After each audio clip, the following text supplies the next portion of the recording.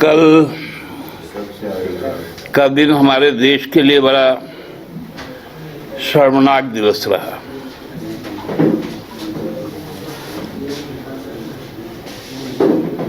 आप सबको मालूम होगा कि पिछले महीने अमेरिका का चुनाव का नतीजा आया था और उसके बाद वहाँ के नवनिर्वाचित राष्ट्रपति डोनाल्ड ट्रंप जी ने पूरे विश्व के नाम जो संदेश दिया था वो संदेश बड़ा असामान्य था। खासकर उन देशों के लिए जिन देशों के लोग अमेरिका में रहकर अमेरिकी अर्थव्यवस्था ही केवल नहीं, उनके एग्रीकल्चर सेक्टर से लेकर इंडस्ट्रियल प्रोडक्शन से लेकर कंज्यूमर गुड तक के मैन्युफैक्चरिंग में और सबसे बड़ा ट्रांसपोर्ट के सेक्टर में अपनी सेवाएं दे रहे थे। हम सबको जानते हैं कि 2014 के बाद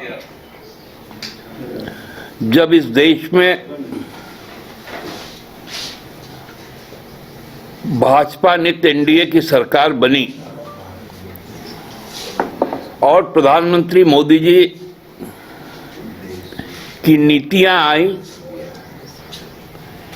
तेजी से इस देश में रोजगार समाप्त होते गए।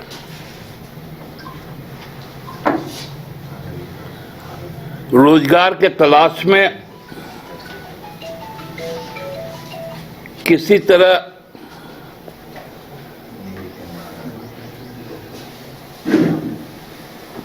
जुगाड़ लगाकर लोग कई देशों में जाने लगे, जिसमें America, Canada, gulf countries, Australia ये प्रमुख रहे। जो भारतीय संसद में देश का विदेश मंत्रालय का आंकड़ा आया 2014 से 2024 तक लगभग 50,000 लोगों ने भारतीय नागरिकता को त्याग करके दूसरे देशों की नागरिकता ली। मोदी जी के ही काल में जो आर्थिक अपराधी हैं, चाहे वो नीरव मोदी हो, ललित मोदी हो, विजय माल्या हो, मेहुल चोकसी हो, आधार पुनेवाला हो, ये सभी लोग देश से बाहर चल गए और भारत सरकार मुंह देखते रह गई।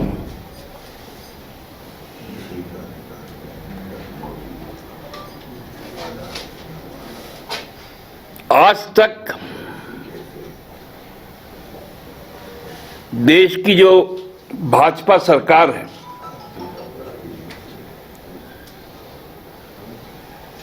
जो नेहरू के समय से चला आ रहा हमारा विदेश नीति है, पंचशील का सिद्धांत नेहरू का, स्वर्गीय गांधी, इंदिरा गांधी जी का नॉन अलाइनमेंट मूवमेंट, इन सबको ताक पर रख दिया गया और विदेश नीति को इवेंट बना दिया गया।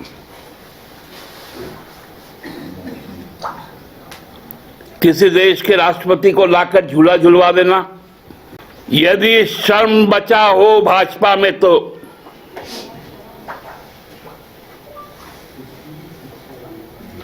इस पर जवाब दे। क्यों चुप हो गई भाजपा?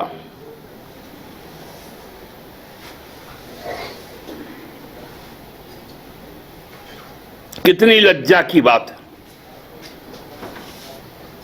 हमारे अपराधी को तो हम ला नहीं पा रहे, लेकिन जो मेहनत करने गया था, आपने उसका रोजगार छीना था, वो अपना खेत बेचकर वहां गया था, उसको भी आप सम्मान के साथ नहीं ला सके।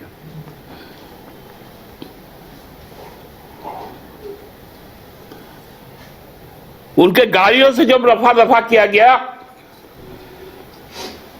तो गाड़ियों के शीशे काले कर दिए गए। Gujarat model, Gujarat model, Gujarat model.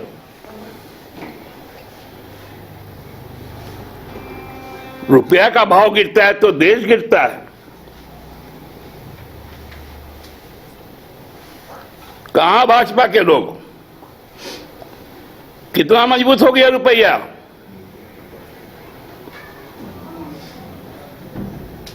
कि 46 रुपया का डॉलर, 46 रुपया तो गलती कह दिया, 4 रुपये 7 पैसे का डॉलर, क्योंकि नेहरू के समय 12 लाख पे कर कितना लगता था बोले थे।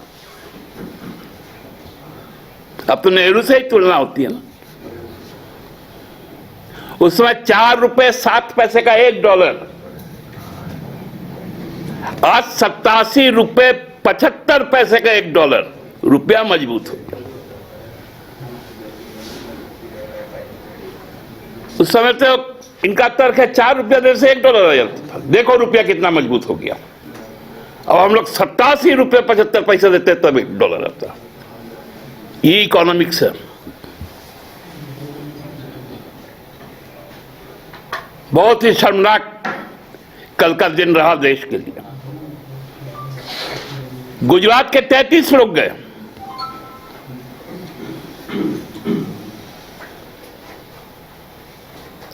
कोरोना के समय याद कीजिए, हमारे प्रवासी साथी,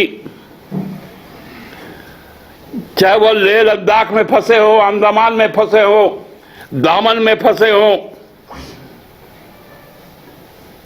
नॉर्थ ईस्ट में फंसे हो, हेमंत बाबू की सरकार ने अपना जहाज भेज कर लोगों को बुलाया।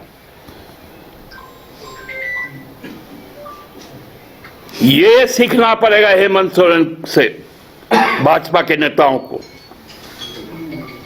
देश के प्रधानमंत्री को सीखना पड़ेगा एक मुख्यमंत्री से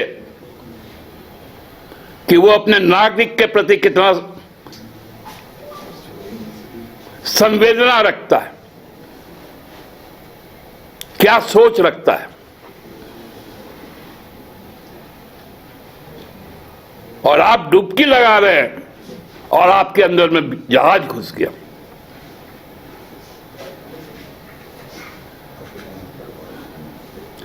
कल अमेरिका कुछ भी कहेगा, हमको मान लेना है। अमेरिका का सारा प्लेटफॉर्म हम यूज कर रहे हैं, चाहे वो गूगल हो, एक्स हो, इंस्टाग्राम हो। चाइना का प्रोडक्ट हम यूज कर रहे हैं। यहां जितने माइक्रोफोन है, जितने चिप लगे हुए हैं यहां पर, सब चाइना के। सब प्लेटफॉर्म है अमेरिका का। हमारे पास घंटा, और बोल रहे हैं हम देश को तरक्की के रास्ते पर ले जा रहे हैं।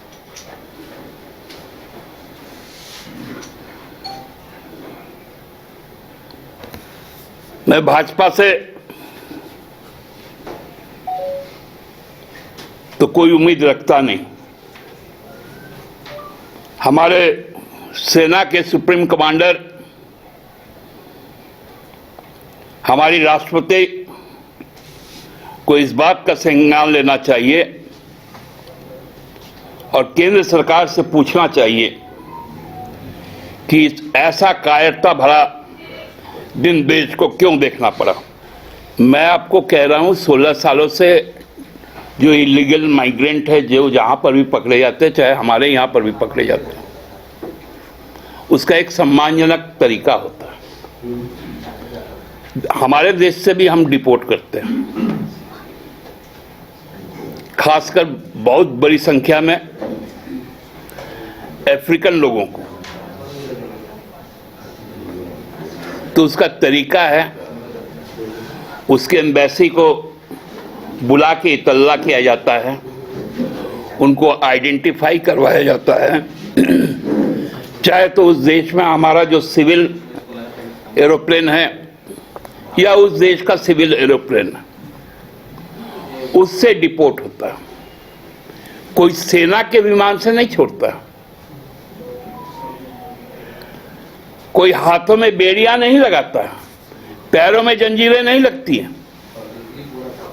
यही अंतर है मोदी सरकार और बाकी सरकारों में। दादा ये मानते हैं कि अगर मोदी कमजोर प्रधानमंत्री नहीं, लोग के साथ इलीगल माइग्रेंट्स को नहीं भेजा जाता, सम्मान के साथ उनकी वापसी। देखिए, यदि मोदी जी इस देश के प्रधानमंत्री नहीं होते और जिस प्रकार से गलबैया उन्होंने किया था ट्रंप के साथ,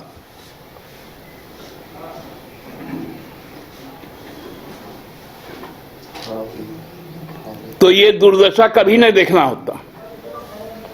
एक स्टेटमैनशिप होता है और एक व्यापारी होता है।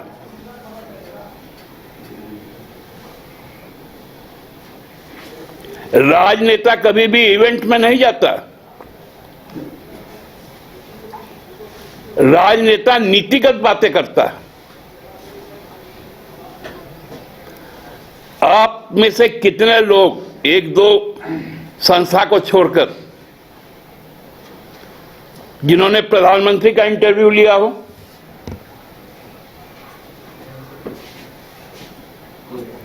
लेकिन एक कैनेडियन नागरिक जो इस देश का एक एंटरटेनमेंट वर्कर है, अक्षय कुमार, वो प्रधानमंत्री जी का इंटरव्यू करता है। पुलवामा होता है तो वो जिम कॉर्बेट में जाते हैं।